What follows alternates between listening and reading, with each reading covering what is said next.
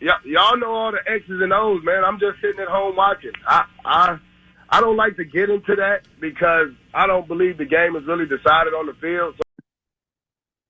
Hey, everyone, guest is back. It's Kamish back here with another draft preview. This time we got another original owner, a lot of Canadians, original owners, and guys that I just love and respect and have in this league. And the next one's Milan in the sixth. Met this guy in person actually when I was traveling in Ontario many years ago. Yeah, it was a pleasure to meet him. And I can honestly say, great fit for the league and a great guy. Let me just get into sharing my screen here, and we'll get into your PowerPoint presentation here, Milan. Milan in the six, obviously, clearly from Ontario. He had an amazing view when I went to go meet him in the spot that he was at. I know he's made some moves lately, and I just want to say one scene for the next, Milan. And I just want to congratulate you for that chapter in your life. When we look at keepers here, I think there's a little bit of concern, right? Like, well, first off, Aaron Rodgers, he's going to have a lot to prove. New team, New York Jets, and I think he will prove himself, right? Garrett Wilson's there. I was wrong on this guy last year. I'm not afraid to admit when I'm wrong. And this receiver looks like he's going to be great. And there's obviously a couple other great receivers there in New York, and he also brought some guys over with him.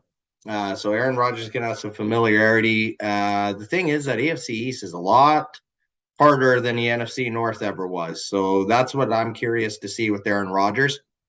Antonio Gibson. So here's a guy you might look at it, your lone running back at keeper. A lot of people might say, not sure about Gibson, but I've been hearing a lot of great offseason news about this guy, Eric Bieniemy, the new offensive coordinator there now in Washington, likes his style. It fits his offense.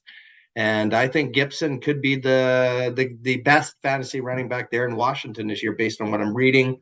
Wide receiver, I think we're a bit iffy here. So A.J. Brown, obviously one of the best, and on a very ascending team with Jalen Hurts, Philadelphia, that made the Super Bowl last year. I think that's okay. But T. Higgins, again, has to compete with Jamar Chase, so he's a secondary guy. And then Darnell Mooney, this guy kind of fell off the face of the earth a bit last year, to be honest. I know it was injuries. I know it was bad quarterback play. But now you had DJ Moore there. Chase Claypool is also there for competition on snaps. And Mooney's in a contract year. So that is one thing that I think might benefit you. Because anybody playing in a contract year just magically seems to play 5 times better than they normally do. Gee, I wonder why. But so that could be a bonus for you. And then Aaron Donald on probably the worst defense in the NFL now. I mean, LA got that Super Bowl, but since then they've just been a team that's been crumbling in shambles. I thought it was a mistake bringing Aaron Donald back. They should have just let him retire. He probably feels maybe I should have just retired on a high note. But again, when you're getting those paychecks, he's probably like, well, who cares? I'm getting paid. Going to the draft picks, your first pick is in round 1, and I know it's not at pick 15, so that wasn't updated. So I'm sorry about that, Milan. That was actually carried over from Billsy Bob's preview. Your first draft pick, and just forgive me for a moment, I'll look it up. I know you're not picking at 15. Your first pick is at pick 6. So my apologies. Pick 6 is where you're picking, not pick 15. So for people watching this video, that's a bit of a mistake.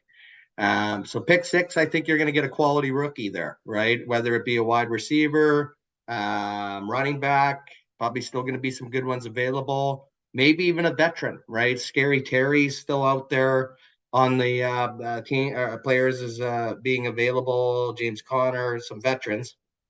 For yourself, you didn't make any trades as far as your draft pick goes. So when we look at your outlook, you have all your own original picks. So, and that first pick is a 6th pick.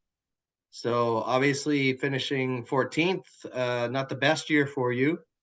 Clearly finishing 6th in the consolation playoffs, but still gives you a high enough draft pick. I feel we already touched on the questions with Higgins and Mooney.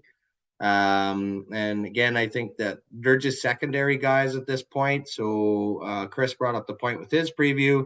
He feels this is a keeper-driven league, and I'm not not going to disagree with him so much there. I've talked a lot about keeper quality over the years. So you have to have keeper quality and you have to have picks. I think that's the winning formula. Regular pick situation for you because you didn't make any moves, and I respect it. I'll be honest with you, Milan. There's a lot of diehards in here, and I think you obviously do it to have fun, and you are a great owner, and you're active during the season. But I don't think you're really going out there to try to make a ton of trades, which is fine. And you've never had a lot of success. You've made the playoffs 3 times, I believe. We're now entering our 10th year.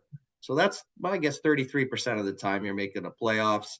A lot of that happened early on in the LSE, though. You have one division title, and I'm sure you would like to see that change. And because you have that regular pick scenario, I think there's definitely an opportunity there for you to make a difference in that Maple Leaf. I think you're heading into a division now where there's 2 owners in there for sure that I think are challenged from a pick perspective. I know True North has just improved his situation, but with you having all your regular picks, you're in a position much like your friend Danny, where he has a pretty decent pick situation. And I think as long as you make the right picks, you could be in a position to make a difference this year.